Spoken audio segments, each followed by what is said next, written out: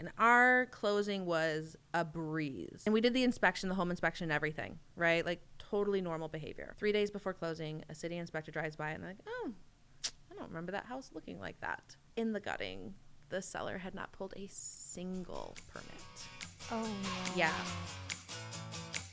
Welcome, everyone, to the Closing Table Podcast, brought to you by Window Still. I am your host, Kat Schooler, and today I am here with Amanda Voorheis with Remax. You operate in the greater Lansing area, correct? Yeah. Awesome. How you doing today? I'm doing great. It's like rainy out today, which I'm always not against, actually. Really? It's so fresh.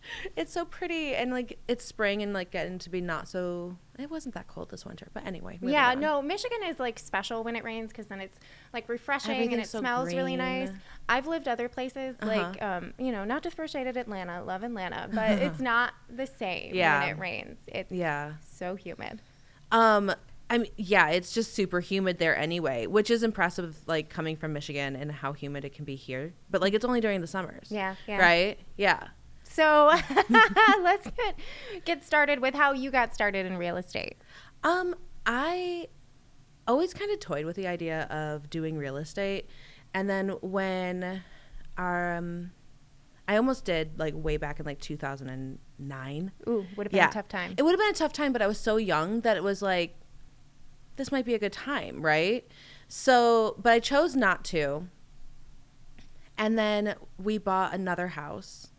And it was another situation where I was like, man, I love like looking at my realtor's job and being like, that looks like so much fun. Like you get to meet a ton of people, you get to show a bunch of houses, you get to like, it looked like a lot of fun. Right. Mm-hmm. And I've always been a total nerd for like houses and people. And so, yeah, I really wanted to. And then I had my daughter and she'll be 8 soon. Oh, wow. Yeah. And so we were kind of like in a position where I was like, well, we want me to have a flexible schedule. And I was like, I really think this is what I'm supposed to do. And so I took the plunge into it, and that was now like 6.5 years ago now, so almost 7 years. That's awesome. Yeah. So what deterred you like back in 2009, other than the fact that it was like tumultuous?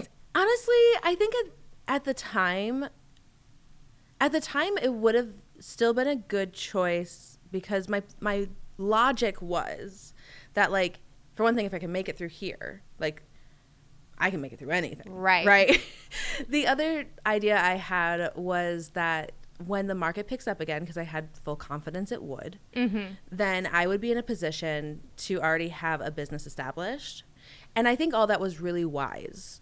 But at the same rate, I'm glad I didn't, because I don't think that, at 22 years old, I was ready for the responsibility to have that kind of determination to see all the struggle through, and it would have kept me from stepping into it when I was actually ready.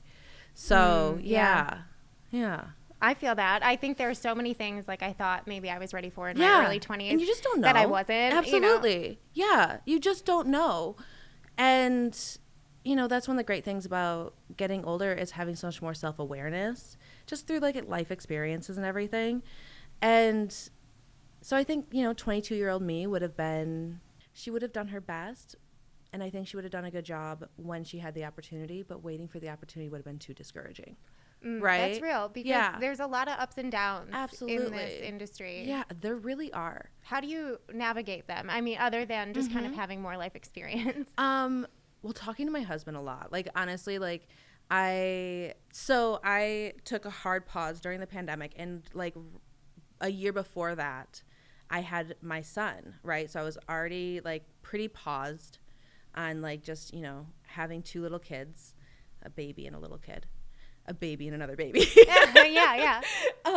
And so I took a pause, and I was just kind of helping referrals and my current clients, but not searching out new clients. And then the pandemic happened, and we were really tight during that time. As a family, we were.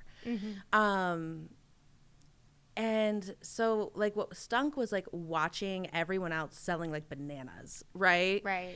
And me being like, this is where I'm at right now. And so I just kept on telling myself, like, you built your business once, you will do it again. Like you'll do it with more knowledge. You'll do it with more experience. You'll do it with at least like a basis of a clientele. Like it's going to happen. Right.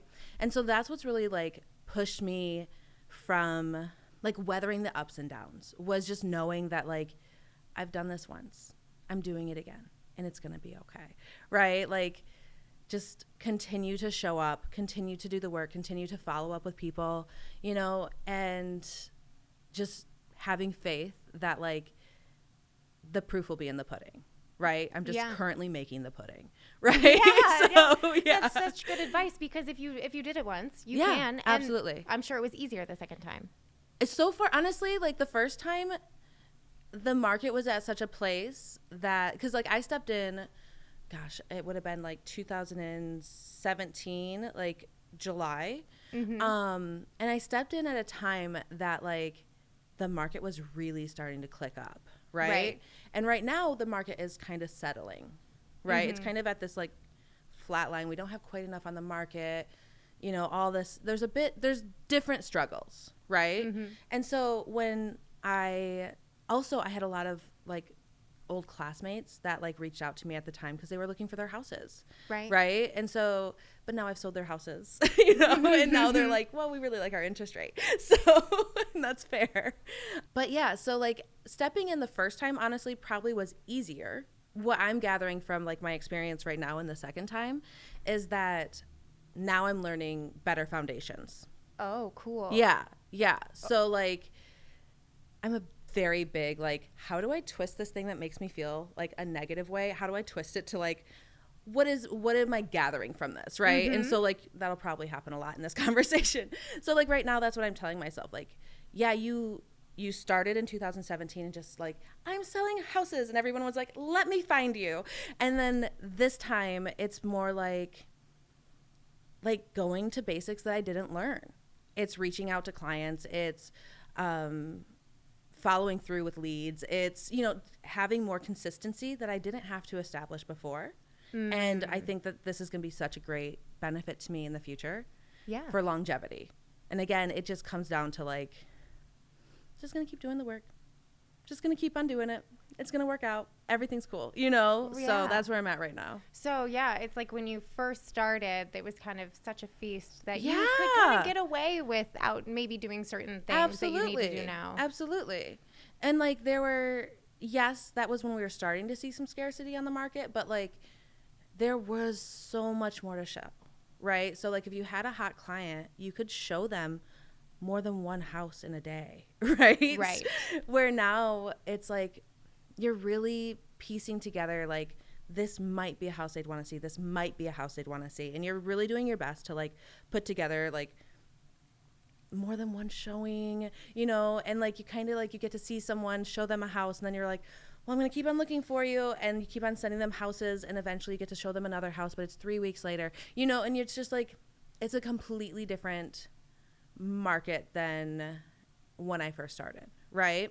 Yeah. And I think that that's one of the cool things about real estate is like there's always a learning opportunity. There's always like a different experience. That's where I'm at right now, where it's like I get a client and there's like a couple of houses that they would be interested in. We go see it. Maybe they offer, maybe they don't. And if they don't, then it's like, okay, well, let's keep looking. But like there's just long pauses between those opportunities. So because it sounds like it, at least in the immediacy, in the right now, kind of the whole process is taking a little bit longer for people to find their dream home. Is it changing your approach with clients versus how you did it before, when maybe you could see 4 or 5 houses a day? Yeah. Well, and like also it wasn't like, it was like, well, we can see 4 or 5 houses today, and then I'll show you another house or two in 3 days. I'll show you another house or two. And so it's just kind of, and like some people are in the pocket where there are more than a couple of listings, right? So like those are great.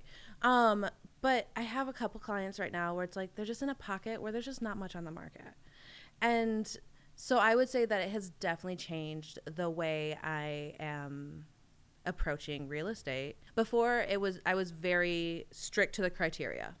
They said that they want this, that's what I'm showing them, right? Where now it's like, I wonder if this would feel okay for them. Not even like okay, but I wonder if like when they're in it, they'd be like, you know what, I can really see this, right? I'm never convincing anyone of anything. I believe like you came to me, you're looking for a house. All I have to do is find you the right house. But it does make me think more about like, well, what are they actually saying they want, right? Like what are, they said no to this house that had everything they were looking for. What was it actually missing? Mm-hmm. So I would say that's made me a better listener. It's made me more creative. And also like probably more persistent and just like touching bases, like text message sort of thing. Like still looking for you. We're going to find it, you know, just like still just a little touch. Yeah. Oh, I would appreciate that. Absolutely. Because, you know, they can't see the stuff. Yeah. They can't see all the houses that you looked at that weren't right. Yeah. And they came to you so that they didn't have to look at all the houses that weren't right. Yeah. Well, and again, like they want a house, and they're like, if I'm discouraged in this hunting, like for one thing, they're gonna feel that, but they're feeling it for themselves already. Right. And then also, you know, people are so sweet and they're always just like, I don't want to make you like, I don't want to take you away from your family. I don't want to like, I'm so sorry. I don't like any of these houses. Like it's fine. Right. Like this is literally my job. Yeah. Like you don't go to the doctor and then apologize for being there. Like you're there because you have a service. You're there because you need something. Like I'm here doing my job. Like you're not taking me away from anything. I actually really like my job. Like let me do my job, right? So. I think it's such like an American culture thing, and then even more a Midwestern thing. Yeah, I agree. Kind of, we don't want to inconvenience anyone, and we're so sorry for it, right? But I think that's really important to point out that if you get discouraged, they're gonna get discouraged. Absolutely. And I love the other thing you said about like maybe they're looking for a feeling. Maybe they're not looking just for a 2-car garage and 4 bedrooms and a fenced-in backyard. Like maybe there's something deeper. Yeah. Well, and then also like maybe they're like, oh, I would absolutely not look, you know, for a house 15 minutes from my work, right? But then you show it to them and you're like, okay, let's drive to your work and let's see how that feels, right? Oh, interesting. Yeah. And that was actually a suggestion from one of my business partners. And I was like, you're so smart. That is so smart. She's so cute. And like, yeah, it's just kind of like having an idea of like what they're looking for and how you can make sure all the things come together. And like you said, like looking for that feeling, like, does this drive actually work for you now that you're doing it? Mm-hmm. And if the answer is no, like I'm not going to convince anyone of anything. Right. But like if they're like, you know what, for that house, yeah, I totally would. Like that's cool. We can do that. So yeah. That's awesome. Yeah. What do you love most about selling in your area, or just homes in your area in general, living in your area? I think that for one thing, Michigan in general kind of has these anchor cities that have had to be really scrappy. Yeah. Right? Like we have Flint, we have Detroit, and Lansing is definitely a part of that group too, in my mind. And I think that what is really important is how much we as community members invest into our community, like how much energy we put into it. And so aside from the fact that like I really like looking at houses and all the fun stuff that comes along with just doing my job, I also can see how like people are going to be a part of like this place that I love, right? Like I, you know, like works with like, so I tend to really like my clients, right? Like that's awesome. Yeah. Oh, they're wonderful, right? They're like just, I can't say like, you know, you always like have like a coworker that's like challenging, right? But like I feel very connected to the people I work with. And I can definitely, as I work with them, I can see like where they're going to kind of like find their spaces and enrich the community. Does that make sense? Yeah. Yeah. Yeah. Going off what you said about, you know, like attracts like with your clients, would you ever, you know, and I mean, you can skirt around this if you want. Yeah, no. Is there something that would make you not work with someone? Or are you like, you'll find something good in everyone?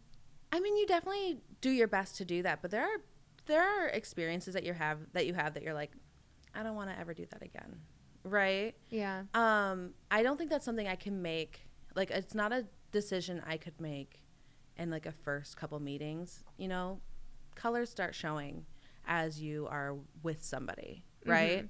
And I've had a couple of experiences where I'm like, I'm not going to put you on my mailing list, right? Yeah. Like, we don't need to repeat this.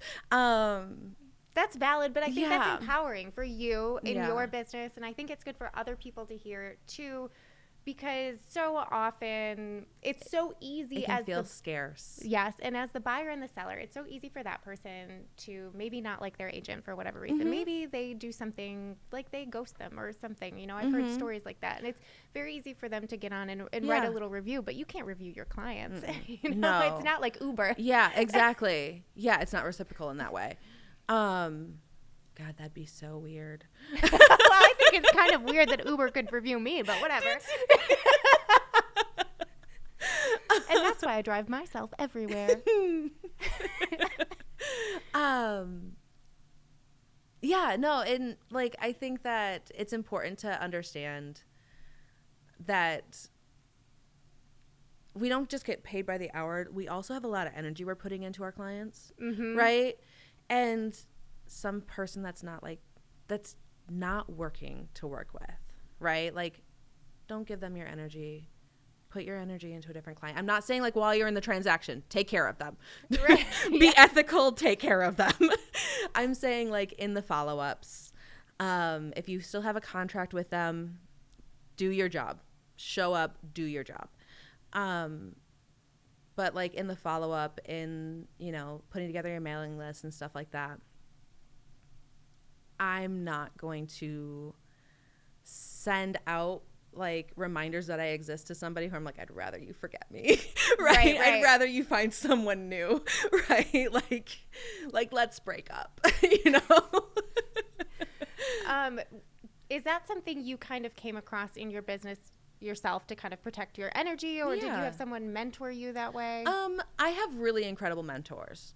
I feel like it was an instinct that I had myself, but you know, there's a great chance that in like a conversation, you know, one of my mentors brought in, made a point that I would like internalize in a certain way. So I won't say like exclusively like this was all me, but I do feel like it was, right? Like if I put my energy into this, if I put my time into this, then I don't have the opportunity to put it into this, right? Right. And so like just knowing that like some people are just not going to be a good fit for me, and they will have another agent that'll work better for them, right? Like I believe that is back and forth, that like if they're not a good fit for me, there's someone out there better for them too, right? Yeah. And so yeah, just kind of trusting that instinct that there are other people that I'm going to appreciate better, and they're going to appreciate me better, right? Yeah. Like it, as much as like this business can feel very personal, because I mean, like you are your brand, you are the person, like you're the whole job, right? You're admin, you're your boss, you're your marketing everything. You're your whole job. And so it can feel very personal, and like just acknowledging that like regardless of the fact that this feels personal, it's actually not, right? Like, and it can feel really personal for your buyer or your seller too. This is their house. This is a huge investment. And you know, sometimes it's just not a good fit, and that sucks. Like it really sucks. But for the most part, like, I mean, I cannot stress enough, like 99% of the people I've worked with, I'm like, you're amazing. I want to work with you again. Like, I love my clients. They're really, really genuine humans. So, yeah. Do you have a favorite client story? Favorite client story? Well, one of my favorites actually just happened. Okay. It would be last summer that they finally found their house. We started working together in like early 2020. Oh, wow. Yeah. They just had a very specific thing in mind, right? And they already owned a piece of property. They didn't want to build, but man, they owned this property, right? And so like they had gone like back and forth quite a bit on like whether or not to build, and like through the course of 3 years of like, you know, every couple months showing them a house, we finally found something last year that was like a perfect fit, and it's a really cool house. And so it was really amazing to go from like that entire journey, like so many houses, right? And And then to get to the point where they finally had their house and we were able to make it like come together and get over like the little hurdles that showed up. And yeah. Was it like instant? Like, do you know when like their body language, when you see it on their face, like, can you see it with your clients? Like, I typically feel like a sense of like, this one's it. Right. And like, I kind of will feel it, like even at the listing point, like when I see the listing, like they send it to me or I send it to them, like usually at that point I'm like, that's our girl. We found her. Right. There are times where like you're in the house and like you start seeing or feeling or hearing the things they're saying that it's like, oh, you feel it too. Right. Like this isn't just me. So like, that's super exciting. Yeah. I think that like, it's pretty rare that you don't, and it depends on how long you've been working with somebody. I had a client once, they asked to see one house, made an offer and bought it. That was a unique situation, right? And so like for them, I was like, oh, okay, this is a delightful little surprise, right? But like that's also why I don't worry about working with someone for 3 years. I just need to make sure they don't leave me, right? Because that part sucks, right? But like, I'm totally happy to work with you for however long it takes to find the house, because there's someone else I'm going to show them one house and they're going to buy it. So like my dollar per hour is going to be lower with the 3-year house than it is for that first one, but that's okay. It's all going to come out in the wash. Right. So like, I don't really, again, I don't feel like I need to pressure anyone into like making a choice, buying a house, because they already came to me. They're already serious. Yeah. Like, I just have to find them the right house. And if that takes 3 years, it takes 3 years.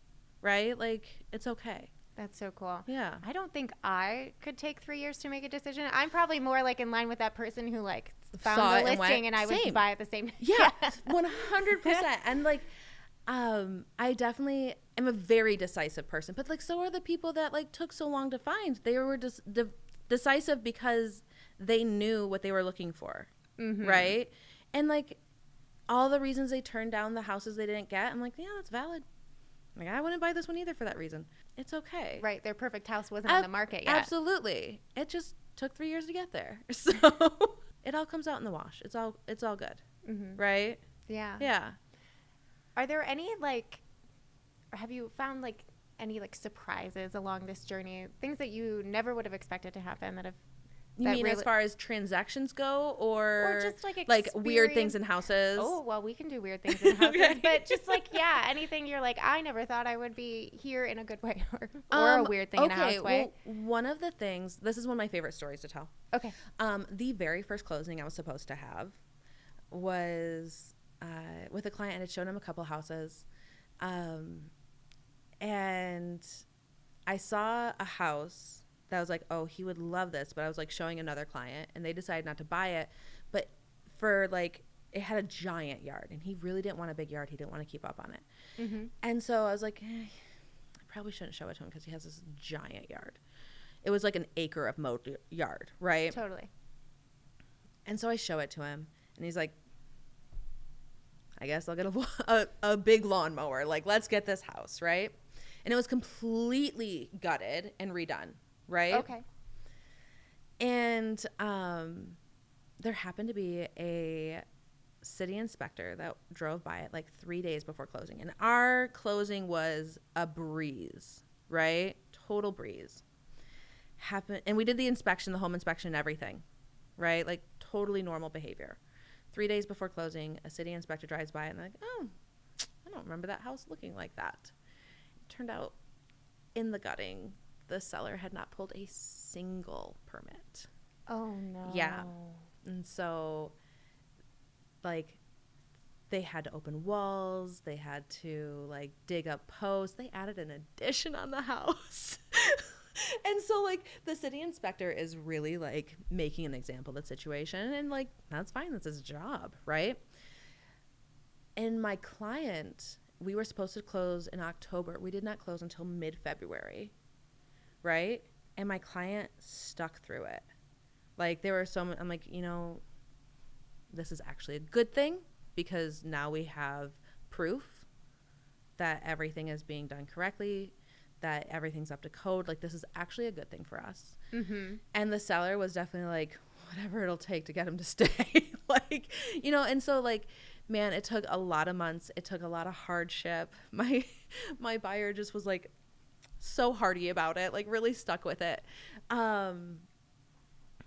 And like literally the first transaction I was supposed to have, like I was just such a brand new girl. Oh, gosh. Right.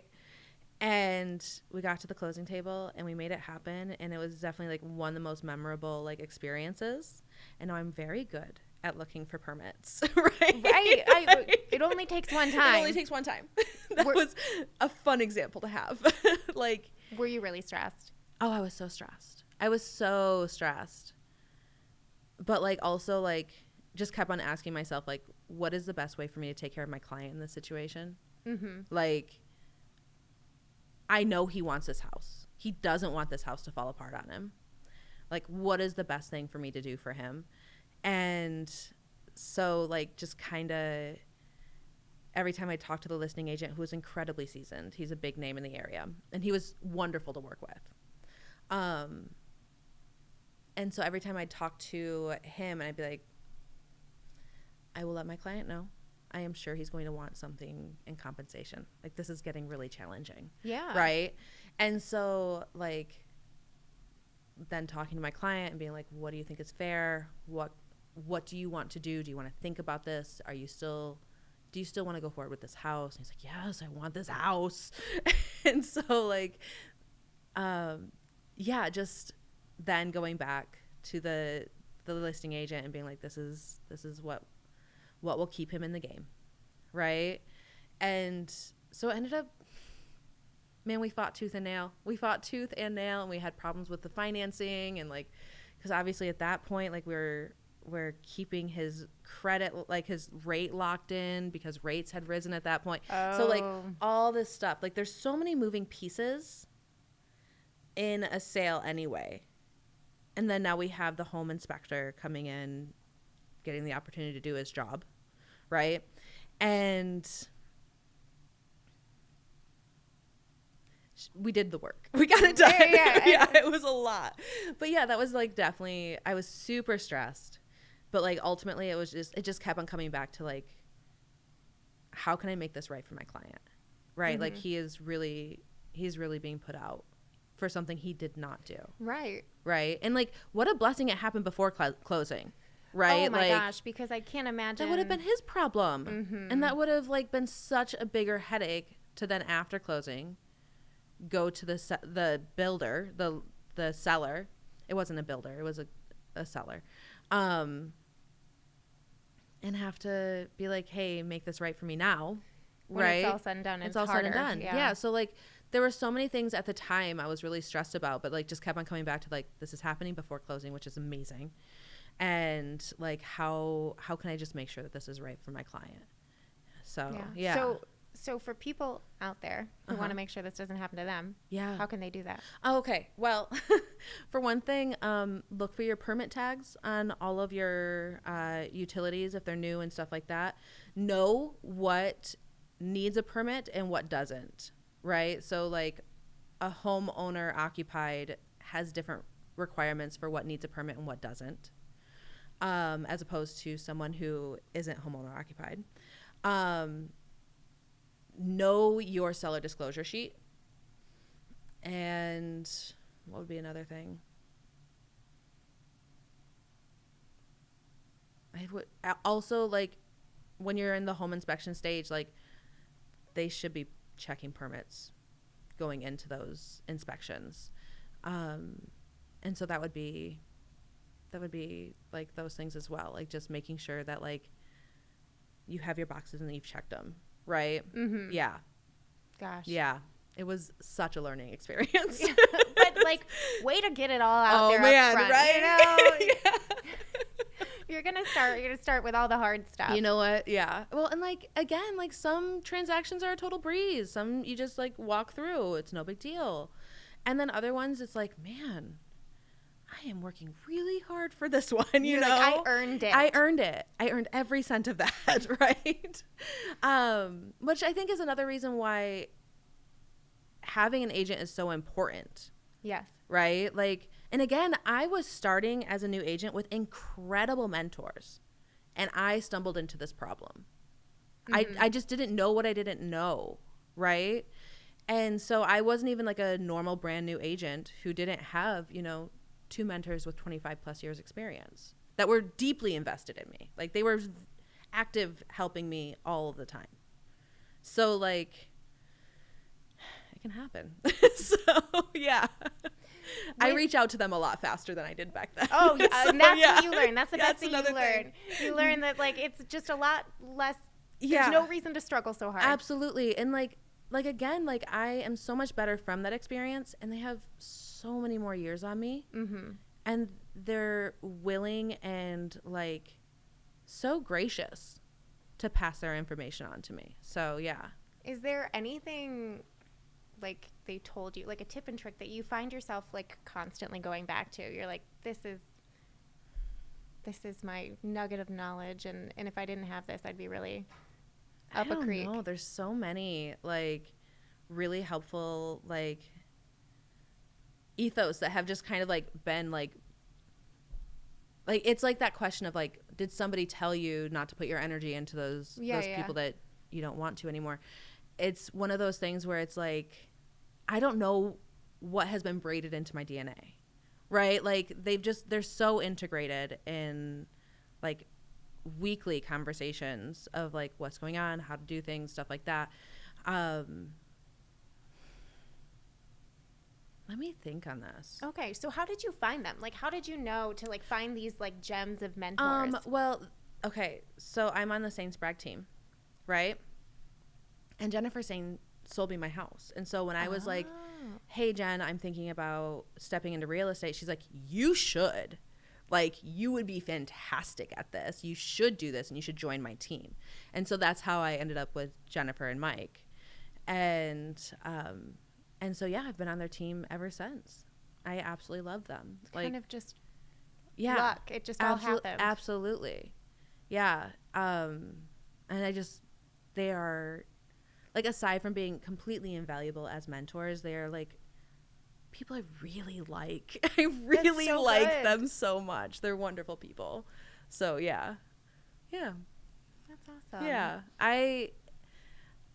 Joining their team has been a huge benefit to me, like as having the opportunity to ask questions as things come up, and then also like the way our team works is so like, I don't know, it's just so generous, right? It's really lovely. I love my team, so they're good people. That's so important to have a community and, you know, it's people huge. To rely on. Yeah, and I think it can feel like you're such a lone wolf. Right. And in so many different industries, and especially like entrepreneurial things, I think that's the old way. I agree. The old mentality of that you just gotta like put your head down and blinders on and just go for it. But I see in so many different areas, like I'm involved in acting and a lot of acting communities. Gorgeous. Yeah. And it's just shifting more and more to like finding a group of people that you can lift each other up, just to kind of support each other mentally and emotionally. Okay, so I'm going to get super nerdy on you. Go for it. Okay. So everyone knows about the hero's journey. Yeah. In like storytelling, right? So we see it all the time in like Star Wars, Lord of the Rings, and it has certain like beats in the story where ultimately the hero needs to cross the finish line alone. Right? And then they go into solitude, right? But what we don't hear about all the time is the heroine's journey. Okay. And like we're seeing that come so much more into not only storytelling but also like the way we're like interacting as a society, right? Where like you have your found family. And I don't like that it sounds like hero and heroine are so gendered. I don't like that because like ultimately like it's not about like your main character doesn't have to be a hero or not, right? Sort of thing. But like, so you have your found family and you go through these quests, and then for some reason the story is going to separate you. Yes. Right? And so the main character's off by themselves and they're going to get so close to defeat, right? And then they're going to have to go get like their found family comes back in, and that's how they cross the finish line as a group, right? And so like I just think it's so sweet, and like I see it so much in my life where the skills of other people, like my business partner, being like, oh yeah, show them a house, you know, in this area, and then drive to their work and see how it feels, right? Like there's just so much more. There's so much more skill. There's so much more support out there. And if we're able to work as a community, like literally no one gets hurt from that, right? Like if everyone's stepping into giving help with just generosity, with like, I'm going to do this because you're part of my circle, and then like they're in need and I'm like, you know what, I'm going to be here for you because you're part of my circle, not like hands out or anything, but just because like it's right. Like literally everyone benefits, you know? So, and I really appreciate being on a team that's like so centered in that way. Yeah. Like, yeah, there's just so much kindness. Yeah. That's so important. It's really amazing. And like, I know that like real estate so often, like particularly with agents, can like get this message of being like very cutthroat and like stuff like that. And all that's out there. But like, know your people that like will lean on you and you can lean on them, right? Like just know that that's still out there too, right? Yeah. That's so beautiful. It's lovely. I'm so happy for you that you have that. And I hope other people do, I do too. What are you looking forward to this year? What am I looking forward to? It doesn't have to be professionally. It can be personally. Well, professionally, I feel like last year was laying out a lot of groundwork, and like this year it's now like, oh my goodness, I get to make things happen, right? So I'm really excited about that. Gosh, I'm looking forward to summer and getting to go camping and all of the fun stuff that like we get to do here in Michigan. Do you go up north? We do. We have a piece of property over by like the Silver Lake area. Okay. Right? And so we spend a lot of time up there, and my kids, they will be 8 and 5 soon. And they just like are like little sand monsters. Like they're just covered in sand. It is so fun. What else am I looking forward to this year? I mean, just life is good. Just going to keep on doing it. Right? I love it. Yeah. Yeah. I feel incredibly optimistic. Oh, that's so yeah. great. Yeah. Well, Amanda, tell people how they can find you, how they can work with you. Okay. Well, I almost said the wrong name. I'm Amanda Voorheis. I'm in the greater Lansing area. You can find me on Facebook. You can also, my email is amandav.realtor@gmail.com. And so you could hit me up that way. Honestly, I'm very like, I'm not a social media person. I do Facebook. So Awesome. Yeah. And we'll have it linked in the show Perfect. notes Thank for you so everybody. much. Awesome. Well, thank you, Amanda, for being here. Thank you all for watching. This has been the Closing Table Podcast brought to you by Window Still. I've been your host, Kat. If you're enjoying this podcast, please give us that like, that follow, that subscribe. Leave us a written review so we can find more awesome listeners like you. Thank you, guys. We'll see you next time. Bye.